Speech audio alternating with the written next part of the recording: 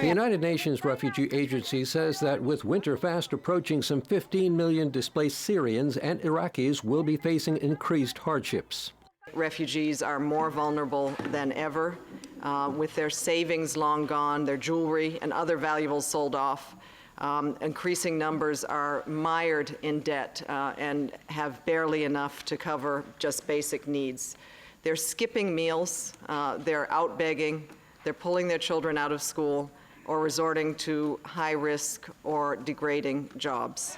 For many Syrians, this will be their fifth winter in exile. In Iraq, more than 3 million internally displaced people have been uprooted by fighting since the start of last year. Central Iraq and the areas that are controlled by ISIS in particular is one of the most challenging areas that the international community and our local partners in Iraq or the government of Iraq have been unable to access some of these areas. The increasingly cold weather has also made matters worse for thousands of refugees and migrants who are crossing into Croatia. We need to have winterized tents, for example, rub holes that can people use as a waiting area and to get some warm to protect them from this weather condition. There is another issue of children getting separated from their parents as they try to escape the violence in their home countries.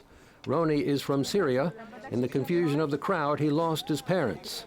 I'm trying to get him to point out, he's a really smart kid, so I'm trying to get him to point out the parents. There was good news here. Roni was eventually reunited with his family. The more troubling news is that unaccompanied children have disappeared and are being trafficked into forced labor, prostitution, and drug smuggling. Frank Uciardo, Arise News, the United Nations.